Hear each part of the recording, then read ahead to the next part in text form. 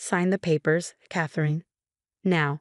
My father's voice boomed across Grandma Rose's antique dining table, his fist clenching the transfer documents so tight they crumpled. I stared at him, then at my mother's expectant face, and finally at my sister Emma's smug expression. No, I said simply, my voice steady despite my racing heart. My name is Catherine Mitchell, and at 32, I was facing the most brutal family reunion of my life. Just 3 weeks after my beloved grandmother's funeral, my family had shown their true colors. "You ungrateful brat," my mother hissed, her perfectly manicured nails drumming against the mahogany table my grandmother had cherished. "Your sister has 3 children. She needs this house. What do you need it for?" "Your books and cats." I glanced around the Victorian mansion that had been my sanctuary since childhood. Every corner held memories of afternoons spent with Grandma Rose, learning about herbs in her garden, listening to stories in her library, and baking in her kitchen. She'd lived here until her last day, with me visiting every weekend while the rest of the family barely showed up for holidays. "Emma hasn't visited Grandma in 2 years," I reminded them. "She didn't even come when Grandma was sick." I was busy with the kids. Emma protested, but her eyes betrayed her. She wasn't interested in the house for its memories. She was interested in its value in this historic district.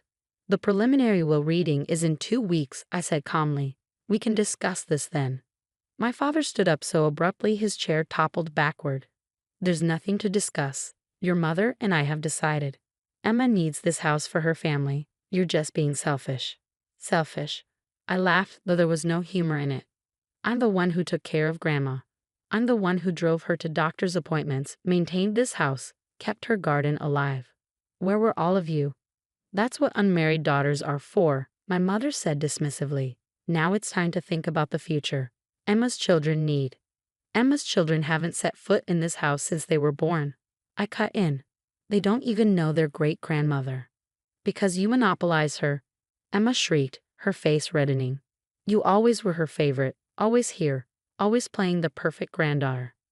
I stood up, gathering my composure. "I'm not signing anything. We'll wait for the official will reading." What happened next still feels surreal. My father stormed to the front door, pulled out a set of keys, and started changing the locks. Right there, in broad daylight, while neighbors could see. "Dad, what are you doing?" I asked, watching in disbelief. "Teaching the lesson about family loyalty," he growled. "If you won't sign willingly, we'll make sure you have no choice. This house belongs to Emma now. You can collect your things tomorrow," supervised. My mother nodded approvingly while Emma texted rapidly on her phone, probably already planning renovations. I felt a strange calm settle over me as I watched them, remembering Grandma Rose's words from our last conversation. "Kitty," she'd said, using her special nickname for me, "sometimes people show you exactly who they are. When they do, believe them." I picked up my purse and the small box of my grandmother's letters I'd been sorting through. "You know what? Keep the keys. But remember, Grandma Rose was smarter than all of you combined." "Is that a threat?" Emma sneered. "No," I replied, walking toward my car. "It's a promise." What they didn't know, what none of them had bothered to learn, was that Grandma Rose never did anything without a plan. As I drove away, I could see them in my rearview mirror, standing triumphantly on the porch of a house they thought they claimed. I smiled, thinking of the real will safely stored in her lawyer's office, and the secret she'd shared with me during those final precious days. Sometimes karma doesn't need any help at all. Let them have their moment. In 2 weeks, they'd learn exactly what Grandma Rose thought about family loyalty. The next 2 weeks were a circus of family drama. Emma moved into Grandma's house immediately, posting constant social media updates about restoring our beloved family home. She'd already painted over the hand-stenciled flowers Grandma and I had spent a summer creating in the kitchen, replacing them with what she called modern farmhouse chic. My phone buzzed constantly with messages from relatives, most taking my parents' side. "Think about your nieces and nephews," Aunt Paula wrote. "Don't be selfish." Uncle George called to remind me that family comes first. None of them mentioned how they'd barely visited Grandma Rose in her final years. I stayed quiet, living in my small apartment across town, reading through Grandma's letters each night. One particular note, written 6 months ago, kept me going. "My dearest Kitty. When the time comes, remember, patience is more than a virtue. It's a weapon. Some people are so busy grabbing what they want, They don't see what's right in front of them. You've always looked deeper, seen the real value in things. That's why you alone understand what this house truly means. Emma sent me photos of my things piled in boxes in the garage, including my grandmother's cookbook that had been promised to me since childhood. Better come get these before it rains, she texted with a laughing emoji. Oops, forecast shows storms tonight. I didn't respond. Instead, I called Mr. Harrison, Grandma's lawyer of 30 years. Everything's in order, he assured me. Rose was very specific about her wishes. Are you ready for tomorrow?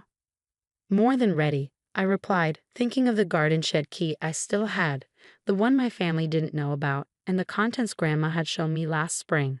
The morning of the official will reading arrived bright and clear. I walked into Mr. Harrison's office to find my family already there, dressed like they were attending a victory parade. Emma wore a new designer dress, while my parents sat smugly near the lawyer's desk. Now we can finish this nonsense, my father announced as I took a seat by the window. Catherine, after this is done, I expect you to apologize to your sister for all the drama you've caused. Mr. Harrison cleared his throat, adjusting his glasses. Before we begin, I should note that Rose Mitchell was very particular about her final wishes. She made changes to her will 6 months ago, and was, I assure you, of completely sound mind. My mother waved her hand dismissively. Yes, we know. The house goes to the family, which means. Please, Mr. Harrison interrupted firmly, let me read the document as written. He opened the file and began. I, Rose Eleanor Mitchell, being of sound mind, declare this my last will and testament. The standard legal language continued until he reached the part about the house. My family leaned forward eagerly.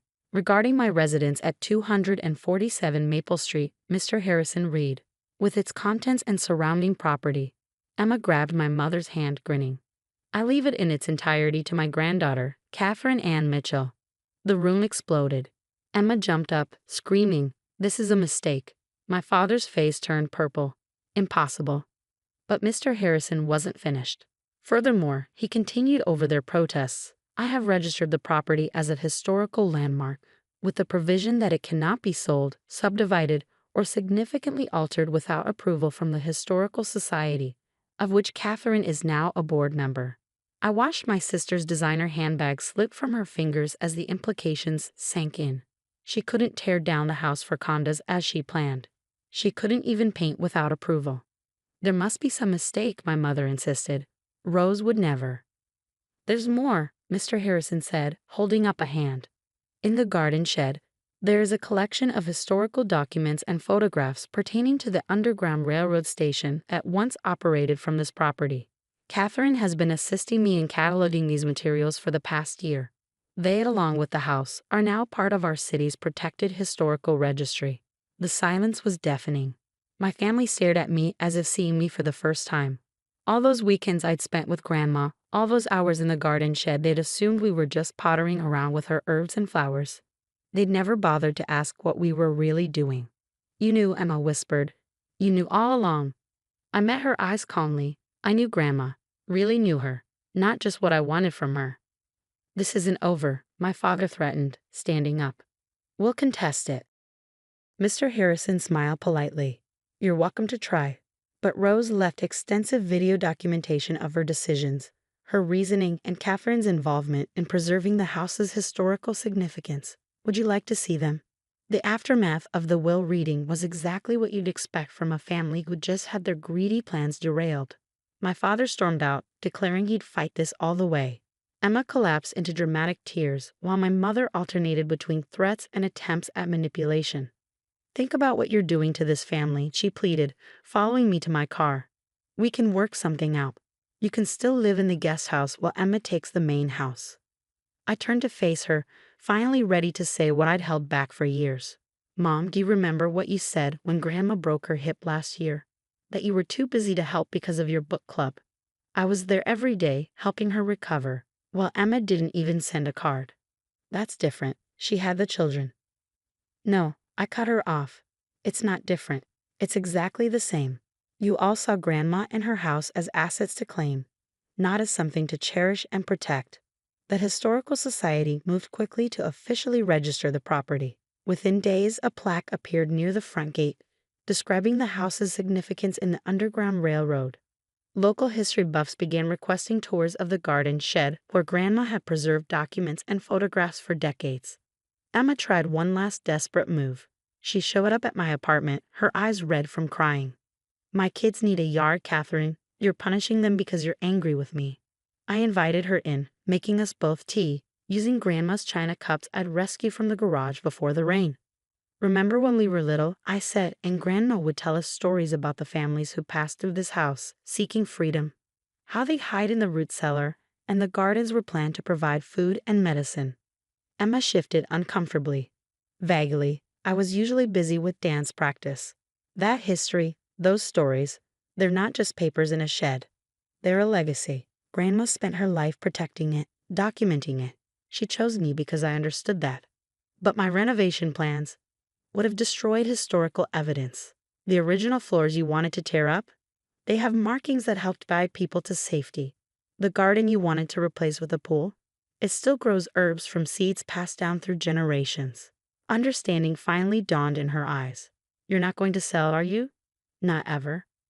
"No," I said softly. "But your children are welcome to visit to learn the real family history, not just the version that benefits them." Over the next few months, I moved back into the house, carefully restoring what Emma had changed. Mr. Harrison helped me establish educational programs, working with local schools to share the house's history. To my surprise, my youngest niece became a regular visitor, fascinated by the stories I shared.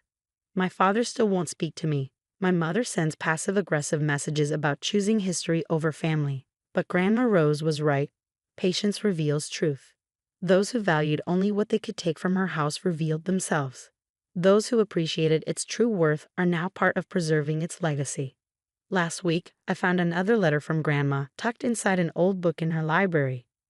"Dearest Kitty, by now they've shown their hands, tried to claim what they think is valuable. But you, my dear one, always saw the real treasure, not in what could be sold, but in what must be preserved. This house isn't just wood and stone. It's stories, courage, and hope. You understood that from the first time I showed you the hidden passages and told you about the brave souls who passed through here. In protecting this house, you're protecting more than just our family's history. You're guarding a piece of our community's soul. Let them rage about market value and modern renovations. You know the true worth of things that can't be bought or sold. All my love, Grandma Rose." I sat in her garden, watching the sunset paint the old walls gold, surrounded by the herbs and flowers we tended together. The house creaked and settled, telling its ancient stories to anyone patient enough to listen. Emma's modern farmhouse dreams would have silenced these walls forever. Sometimes standing your ground isn't about winning or losing. It's about protecting what matters, even when others can't see its value. Grandma Rose taught me that, and in the end, she made sure the lesson wouldn't be forgotten. The house remains, its history intact, its stories preserved for future generations. And somewhere, I know Grandma Rose is smiling, knowing her real legacy is safe in the hands of someone who always understood that some inheritances aren't measured in dollars, but in the depths of understanding what truly matters.